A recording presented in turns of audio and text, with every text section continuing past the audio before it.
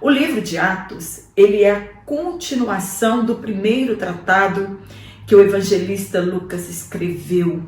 Então, ele continua aqui escrevendo tudo o que Jesus começou a fazer, o que Jesus continuou a fazer e o que o Espírito Santo fez por intermédio da igreja.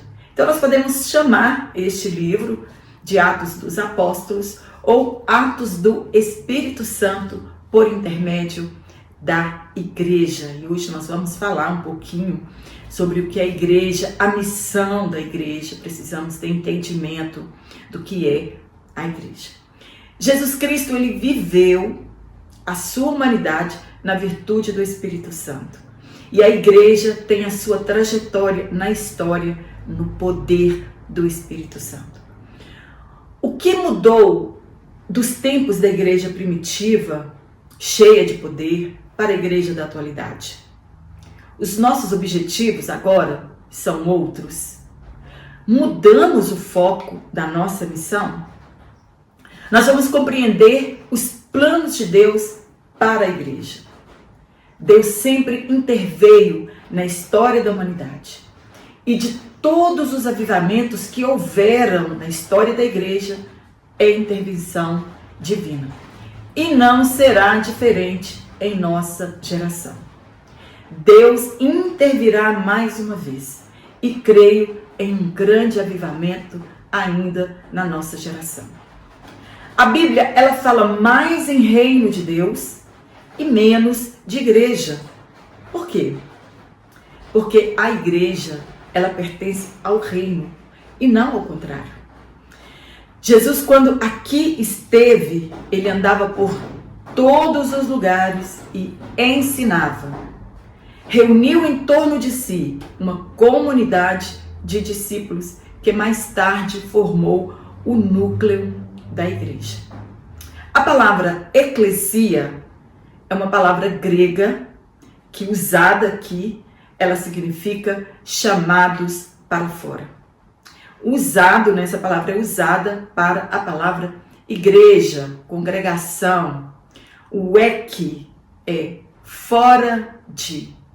E kaleon é chamar, significando um grupo de pessoas chamados e reunidos visando um propósito específico, chamados para fora de uma vida pecaminosa, introduzidos no reino de Deus invisível.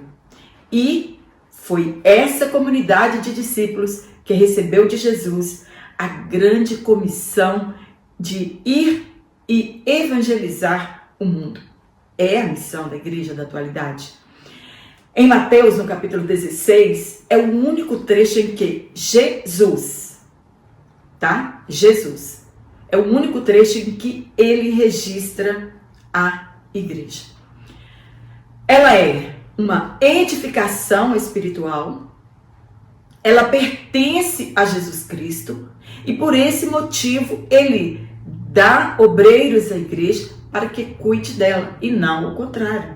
Jesus, ele não deu igreja para obreiros, mas obreiros para que cuide do rebanho e da igreja local, invisível e universal.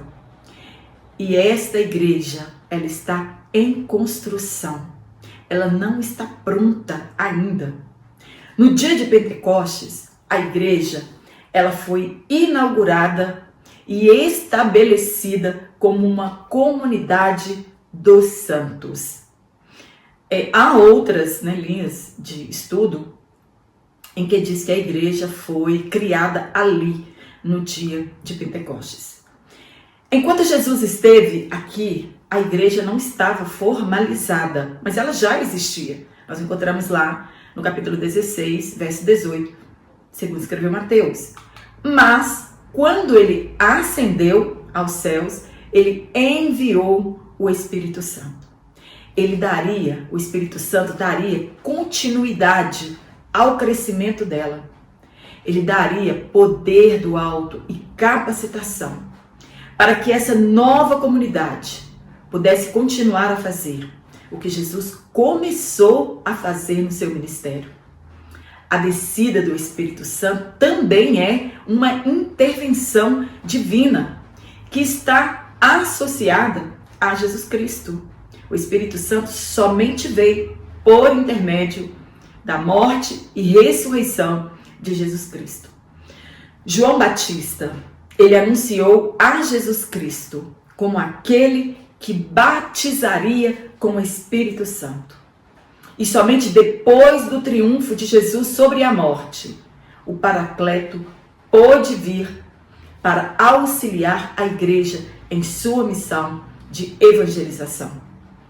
Esse poder derramado sobre a vida da igreja é a capacitação espiritual para cumprimento da missão. É um auxílio, uma ajuda para a igreja cumprir, com poder, com propósito e com resultado a missão evangelizadora. Eu preciso saber o propósito da igreja e que ela foi projetada por Deus para prover alimento espiritual para o crente e para a proclamação do evangelho. A igreja não tem outro objetivo. A igreja somente cresceu porque começou a pregar o evangelho poderosamente. Mesmo quando ela começou a experimentar as dificuldades externas, a perseguição e as dificuldades internas, as heresias, nada disso impediu que a igreja continuasse a crescer. A igreja, seja ela local, visível ou invisível, ela precisa tomar posse e reconhecer que desde o início ela recebeu o poder do alto e a orientação do Espírito Santo. A igreja somente tem sucesso se ela viver no poder do Espírito Santo. O problema da igreja hoje é o mesmo problema do passado. O crescimento faz com que ela se torne formal e institucionalizada. E aí ela perde o senso da dependência do Espírito Santo. Que a capacitação é oriunda dele, do Espírito Santo, e não da nossa formação ou condição social. O mesmo erro do passado estamos cometendo na atualidade. Se a igreja atual ela quer ter sucesso espiritual, ela precisa estar sob a orientação do Espírito Santo. Infelizmente, muitos querem este poder, essa orientação, porém, para benefício próprio. Do que a igreja é composta? De pessoas regeneradas mediante o sacrifício de Cristo. E a ordem sempre será essa para receber poder e capacitação do alto. Arrependimento, conversão, mudança de vida, receber o selo do Espírito Santo, aí nós recebemos poder do alto. Não pode haver poder, capacitação sem uma vida regenerada. Queremos poder, mas não queremos mudança de vida. Queremos poder, mas não a santificação. Queremos poder não para sair para fora, para evangelizar as pessoas, mas para continuar pregando entre quatro paredes. A igreja de poder, ela dá testemunho do reino de Deus. Jesus, ele comissionou aqueles evangelistas, os escolheu, não por suas capacidades ou habilidades técnicas, de jeito nenhum. Ali tinha pescador, cobrador de imposto, enfim. Se fosse isso, eles não conseguiriam. Jesus os enviou com a sua autoridade e no poder do Espírito Santo. Jesus falou: eu vos dou poder. Eu vos dou autoridade. A igreja primitiva, ela era a resposta do avivamento trazido por Jesus.